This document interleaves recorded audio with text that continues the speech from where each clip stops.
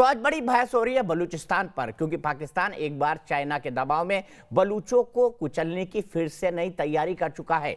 प्राकृतिक संसाधनों से, प्राकृतिक चीजों से, मिनरल से, माइन से, यहां तक गोल्ड से, गैस से, तेल से भरा पड़ा है बलूचिस्तान। इसीलिए पाकिस्तान ने इसे चीन को गिरवी रख दिया है और कर रहा है बलूचों पर अत्याचार। अभी अभी नायला कादरी जी जो हमारी गेस्ट है, मैं पैनल को इंट्रोड्यूस करा दूं। तारिक फतेह साहब, major general GD Bakshi, Nighat Abbas साहब जो कि बीजेपी से भी जुड़ी हुई हैं और साथ ही साथ बहुत परफेक्ट शानदार वक्ता हैं और सोशल एक्टिविस्ट हैं नायला कादरी जी जो कि बलूच पॉलिटिशियन है, वो भी हमारे साथ जुड़ी हुई हैं। आरजू काजमी पाकिस्तानी पत्रकार, वो हमारे साथ जुड़ी हुई हैं और ब्रिगेडियर रिटायर्ड हैरिस नवाज साहब वो भी हमारे साथ जुड़े हुए हैं। लेकिन सबसे पहले अपने दर्शक योगेश वर्मा के पास चलता हूं, बिजनेसमैन है मुंबई से। योगेश जी बताइए क्या कहेंगे बलूचों की इन हालात के बारे में।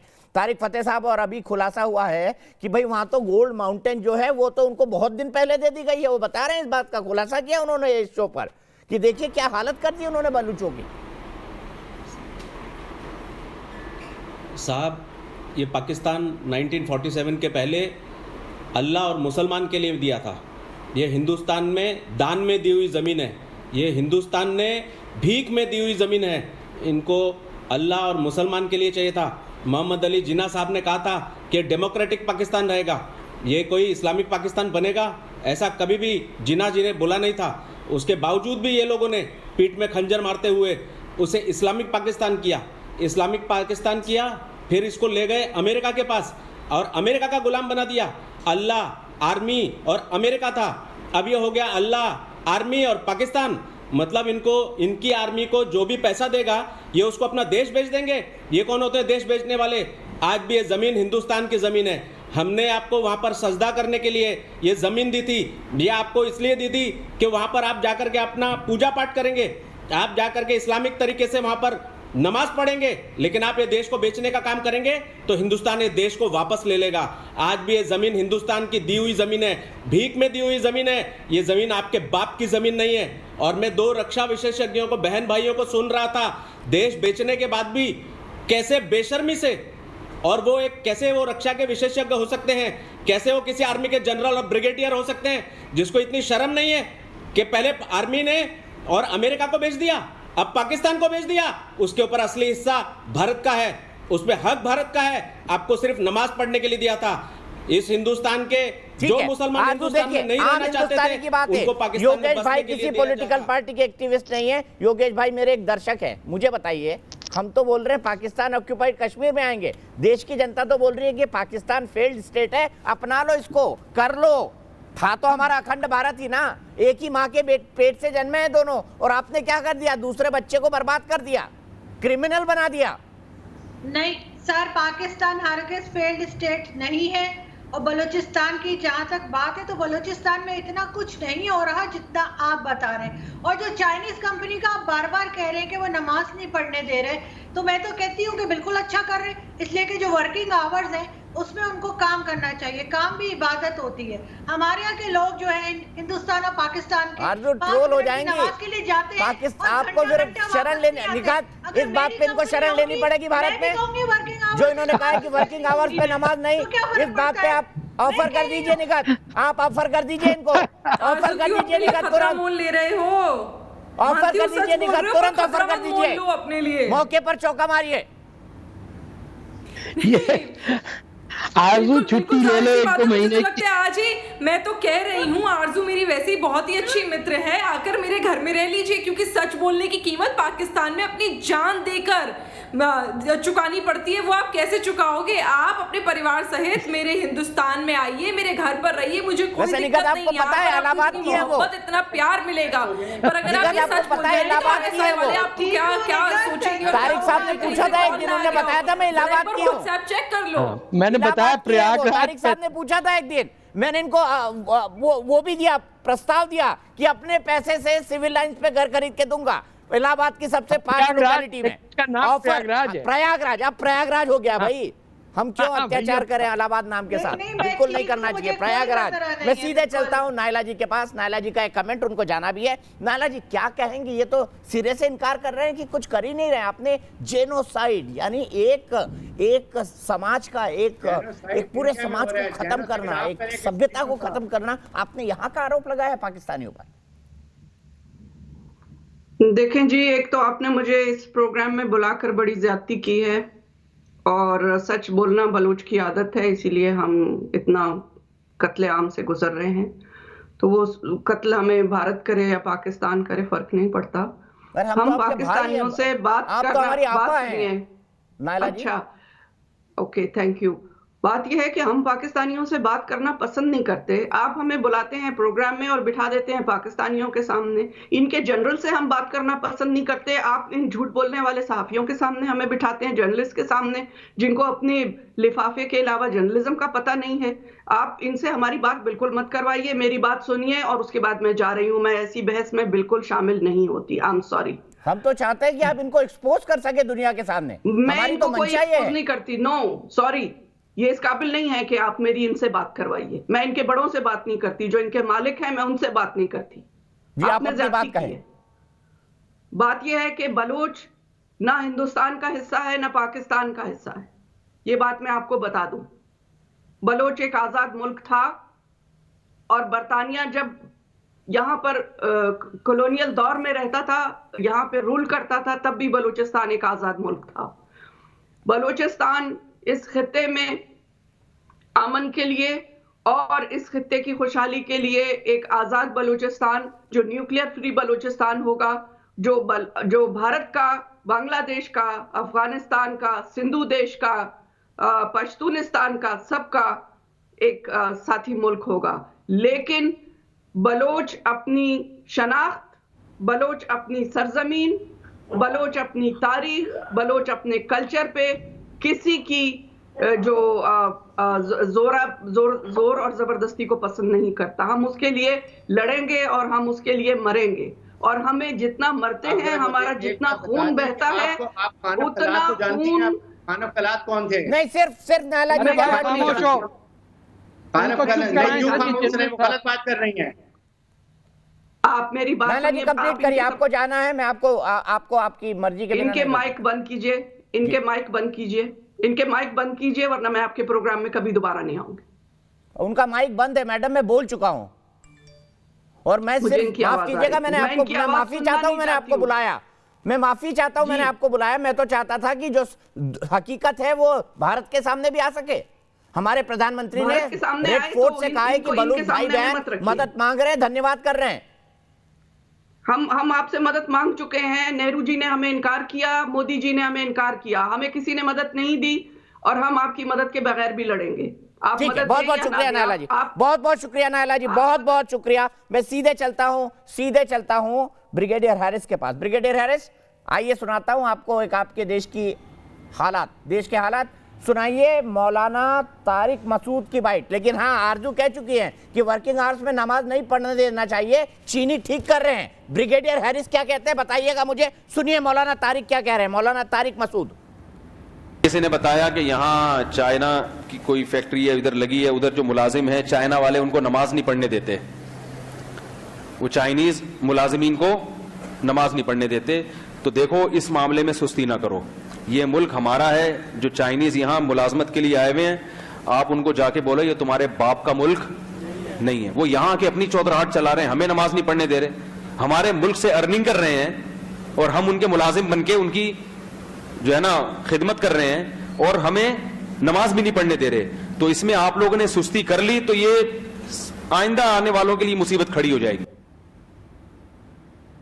अरे अकेले नमाज पढ़ने के लिए तो आपने भारत से पाकिस्तान लिया था ब्रिगेडियर हैरिस, ये क्या करने दे रहे हैं चीनियों को आप? सुनिए मौलाना क्या कह रहे हैं आपको। मौलाना क्या कह रहे हैं? मौलाना ये क्या आप अमेरिका में जाए अपने मुल्क में पढ़ने देते हैं क्या? मुसलमान को कोई नमाज से रोक नहीं सकता, हर एक के अपने टाइमिंग होते हैं, उसके बाद भी पढ़ सकते हैं। अरे सर, इसको बोलते हैं सरे बाजार नंगा होना। ब्रिगेडियर हैरिस फिर सुनना चाहेंगे एक बार? ब्रिगेडियर हैरिस को फ्रेम में रखिए और तारिक मसूद साहब की, मौलाना तारिक मसूद की बाइट एक बार फिर सुनवाइए। ब्रिगेडियर हैरिस को फ्रेम में रखिए और तारिक मसूद की बाइट एक बार फिर सुनवाइए। ब्रिगेडियर साहब फ्रेम में रहिए, देखिए फ्रेम बनाने में वक्त लगता है, सुन तो लीजिए ब्रिगेडियर साहब, दिल खोल के सुन तो लीजिए। मैंने सब सुन लिया, सुन लीजिए ना, एक बार और सुन लीजिए क्या कह रहे हैं तारिक मसूद साहब, मौलाना तारिक मसूद, सब जानते हैं, बड़े मुस्लिम धर्मगुरु हैं पाकिस्तान के।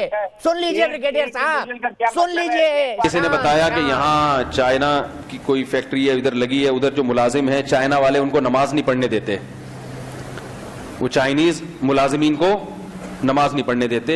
तो देखो इस मामले में सुस्ती ना करो, ये मुल्क हमारा है, जो चाइनीज यहाँ मुलाजमत के लिए आए हुए हैं आप उनको जाके बोलो ये तुम्हारे बाप का मुल्क नहीं है। वो यहाँ के अपनी चौधराहट चला रहे हैं, हमें नमाज नहीं पढ़ने दे रहे, हमारे मुल्क से अर्निंग कर रहे हैं और हम उनके मुलाजिम बनके उनकी जो है ना खिदमत कर रहे हैं और हमें नमाज भी नहीं पढ़ने दे रहे। तो इसमें आप लोगों ने सुस्ती कर ली तो ये आइंदा आने वालों के लिए मुसीबत खड़ी हो जाएगी। एक गलती कर दी मौलाना ने, मुलाजिम बोल दिया, मुलाजिम नहीं तो आपके आका है। अब बताइए इसका जवाब दे दीजिए।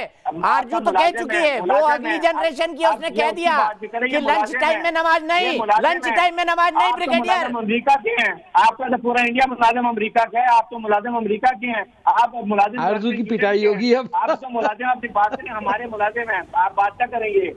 सर ये ब्रिगेडियर हैं, इनको ज्यादा अक्ल बकल नहीं होती, ये समझ नहीं पाते। तो खाली है, आपकी अगर चोरी खाली है, आपकी अकल है ही नहीं, खाली है। जैसे इनका प्राइम मिनिस्टर है ना, इन द ब्रिगेडियर में ज्यादा अकल कहाँ होगी तारिक भाई? कहाँ नहीं है, बिल्कुल नहीं है। हाथ उठा रहे ब्रिगेडियर साहब, जमीनें इधर उधर की खेत रहे, जरा ध्यान से सुनिएगा ब्रिगेडियर साहब, जवाब नहीं है आपके पास, जवाब नहीं है, मत डिफेंस करिए इंडिफेंसिबल को। तारिक फतेह साहब एक संक्षेप में जवाब चाहूंगा, जनरल बख्शी के पास जाना है। मैंने सुना ये चीनी जो लोग हैं ये मुसलमानों को कोड़ों से भी मारते हैं वहां पे, जब काम नहीं करते तो सब खत्म हो गई हैं, कोड़ों से भी मारते हैं ये। अच्छा ब्रिगेडियर बख्शी के पास जाता हूं। ब्रिगेडियर बख्शी, मैंने सुना ये चाइनीज कोड़ों से भी मारते हैं पाकिस्तानियों को। देखिए मैं ये बताना चाहता हूं कि जिस किस्म का तशद्दुद, जिस तरह इंसानी हकूक बलूचिस्तान में वायलेट हुए हैं, हिंदुस्तान बहुत गिल्टी है कि हमने अभी तक ये आवाज दुनिया में नहीं उठाई।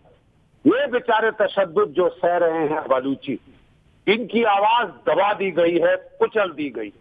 सिवाय तारिक फतेह जैसे कुछ दिलेर इंसान हैं, गिने चुने जो हाथ की उंगलियों पे गिने जा सकते हैं, इनके सिवा सारी इंसानी हकूक की जो वहां से त्राही माम उठ रहा है वो दबा दिया गया है। 6 मिलिट्री कैंपेन, क्या 7 मिलिट्री कैंपेन हुए हैं, और 5th कैंपेन में तो ईरान के शाह साहब भी टूट पड़े थे जब भुट्टो साहब वहां थे और जनरल टिका खान को बुचर ऑफ बलूचिस्तान का था। बुचर ऑफ बलूचिस्तान मतलब उसने कत्लो गारत इस दर्जे, इस पैमाने पे किया था कि दुनिया जो है सन्न रह गई। प्रॉब्लम सिर्फ ये है कि वहां वो किसी पत्रकार को जाने नहीं देते। अब बेचारे जो वहां के पत्रकार हैं तो वो डर के मारे मुंह नहीं खोल सकते, और जो फॉरेन कॉरेस्पॉन्डेंट हैं वो वहां जा नहीं सकते। पाकिस्तान में तो बड़े खुश हैं लोग। जनपक्ष में 1 मिनट रुकूंगा, एक बहुत महत्वपूर्ण बयान जो मुझे तारिक फतेह साहब ने भेजा है वो है 9 फरवरी 2009 को इमरान खान का बयान है। लंदन कोर्ट में इमरान खान ने कबूला था कि पाकिस्तान में बलूचों पर जुल्म जारी है। उन्होंने आगे क्या कहा था ये भी बताता हूं। अब वजीर आजम है, इमरान ने 2 बलूच विद्रोहियों के केस में यह गवाही दी थी। उन्होंने कहा था कि पाकिस्तानी फौज बलूचिस्तान में आतंक फैलाती है, और यहां तक कहा था कि अगर मैं उनकी जगह होता, बलूचों की जगह, तो हथियार उठा लेता। लेकिन पाकिस्तानी है, सीरियस बात करने की कोई बहुत ज्यादा जरूरत नहीं। इस गंभीर सवाल का ब्रिगेडियर कोई जवाब नहीं देंगे, तो वो तस्वीर दिखाते हैं पाकिस्तान की, जो तस्वीर आखिरी वक्त पर आपको थोड़ा गुदगुदा कर जाएगी, हंसा कर जाएगी। जरा आरजू काजमी को भी फ्रेम में रखिए बाइट चलाते हुए, ब्रिगेडियर साहब को भी फ्रेम में रखिए, और बल्कि सबको रखिए, तारिक साहब को भी रखिए, जनरल साहब को भी रखिए, निगत हंसिएगा जरूर। Laughter is the best medicine. ये देखिए, सुनिए, गधे की गिरफ्तारी। देखिए ये गधे की गिरफ्तारी है, ये FIR है जो मैं दिखा रहा हूं। गधा गिरफ्तार किया गया पाकिस्तान के अंदर। ये इस गधे की तस्वीर गधे का है जिसको नाम क्या है, गिरफ्तार किया सर? गया है और उर्दू में लिखा है, उर्दू में लिखा है और उर्दू में जो लिखा है उसका अंग्रेजी तर्जुमा जो मैं करके बता रहा हूँ वो ये है कि गधों से बेटिंग होती है, वहां पर गधों से बेटिंग होती है और बेटिंग के जुर्म में गधे के साथ उसके मालिक पकड़े गए और गधे के खिलाफ FIR करके गधे की गिरफ्तारी कर दी गई। तारिक साहब, गधों के साथ डेटिंग होती है? गधों के साथ बेटिंग होती है, उनकी दौड़ में दौड़ कराते हैं और बेटिंग करते हैं। क्या बेटिंग? मैंने समझा डेटिंग करते हैं। बेटिंग आप करते हैं, आप अपने बच्चों की करते हैं। इंडिया में वैसे आप सोच सकते हैं कि वहां पर गधों के साथ डेटिंग भी हो सकती है। पाकिस्तान में कुछ भी हो सकता है सर, डेटिंग भी हो सकती है। आपको शर्म नहीं आती ऐसी बातें करते हैं, घटिया आदमी है बहुत। आप बहुत अरे भाई, एक जमीन मिल जाएगी। आप बहुत अपने बच्चों की बचाएं, अपनी बेटियों को बचाएं। ब्रिगेडियर साहब, एक सवाल का जवाब तो दे दीजिए। बेटियों पे आ गए। ब्रिगेडियर साहब, ये गधे को क्यों गिरफ्तार किया गया पाकिस्तान में, इसका जवाब दे दीजिए। आपने गंभीर सवालों का जवाब तो दिया नहीं। पूछ सकता हूँ, एक मिनट। किस चीज का जवाब चाहिए? कौन सा जवाब चाहिए आपको मेरे से? गधे को क्यों गिरफ्तार किया गया पाकिस्तान में? एक गधे बैठे हैं, जो गिरफ्तार करते हैं, ये जो सामने बैठे हैं गधे आपके। अच्छा, इसकी जमानत भी हो गई है। वैसे मैं बता दूं, जमानत भी हो गई। जमानत किसने दी गधे की? बहुत से जमानत हो गई, कोई जमानत नहीं होगी। ये फजूल अपने बात से बातें बना रहे हैं। अरे सर, पूरी स्टोरी व्हाट्सएप पर ब्रिगेडियर हैरिस नवाज, पूरी स्टोरी व्हाट्सएप पर ब्रिगेडियर हैरिस नवाज। शर्म करें आपको हंसने की बात। अरे आरजू को पता है, पूरी स्टोरी पूछ लीजिए। अगर मैं गलत हूँ आरजू, ये हुआ कि नहीं पाकिस्तान में बताइए, ये हुआ कि नहीं पाकिस्तान में बताइए। गधा गिरफ्तार हुआ कि नहीं हुआ बताइए आरजू, सच बोलिएगा, झूठ नहीं। मोदी से डरते हैं आप, राजनाथ सिंह से डरते हैं, अमित शाह से डरते हैं। आरजू बोलिए, गधा गिरफ्तार हुआ था, हाँ या ना? वही गिरफ्तार। हाँ सर, वो इंडिया से बॉर्डर क्रॉस करके यहाँ गया था, इसलिए हमने गिरफ्तार कर लिया। उसके पास वीजा नहीं था। बड़ी मॉडेस्ट हो गई। अब आपको मालूम पड़ गया कि लंच टाइम पर नमाज नहीं, तो आरजू भी स्पिन फेंक रही है। कोई बात नहीं, और गधों को गिरफ्तार करिए, गधों से इकोनॉमी बढ़ाइए, भैंसों को बेचिए, पाकिस्तान के वजीर आजम के प्राइम मिनिस्टर ऑफिस की, उनसे इकोनॉमी बढ़ाइए। हमारी आपको बहुत बहुत शुभकामनाएं। एक माँ के दो बेटे थे, एक बेटा क्या हो गया और एक बेटा क्या हो गया, आप दोनों बहुत अच्छी तरह समझ सकते हैं।